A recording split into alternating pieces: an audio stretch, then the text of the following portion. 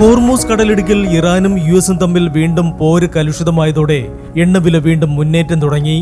$US index കരുത്താർജിച്ചു. തുടർന്ന് സ്വർണ്ണവിലയും താഴ്ന്നു.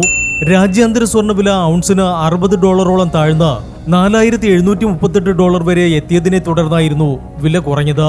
നിലവിൽ കേരളത്തിലെ സ്വർണ്ണവില ഗ്രാമിന് 45 രൂപ കുറഞ്ഞ് 14,235 രൂപയാണ്. പവൻ വില 360 രൂപ താഴ്ന്ന് 1,13,880 രൂപയിലും എത്തി. ഇറാനെതിരെ യുഎസും ഇസ്രയേലും വീണ്ടും ആക്രമണം തുടങ്ങുകയും ഇറാൻ തിരിച്ചടിക്കുകയും ചെയ്താൽ എണ്ണവില കൂടുതൽ ഉയരത്തിലേക്ക് നീങ്ങും. ഇത് ആഗോളതലത്തിൽ പണപ്പെരുപ്പം, പലിശഭാരം എന്നിവ കൂടാനുള്ള വഴിയൊരുക്കും. പലിശ നിരക്ക് കൂടുന്നത് ഡോളറിനെയും ബോണ്ടിനെയും ശക്തമാക്കും. തുടർന്ന് നിക്ഷേപകർ സ്വർണത്തെ കൈവിട്ട് ബോണ്ടിലേക്ക് നീങ്ങാം. ഇത് സ്വർണ്ണവിലയെ താഴേക്ക് നയിക്കും.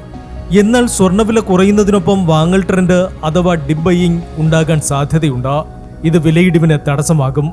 മാത്രമല്ല, യുഎസും ഇറാനും തമ്മിൽ സമവായ ചർച്ച നടക്കുകയും വീണ്ടും വെടിനിർത്തൽ ധാരണയിലെത്തുകയും ചെയ്താലും വില വീണ്ടും കൂടും. Business desk, gold max.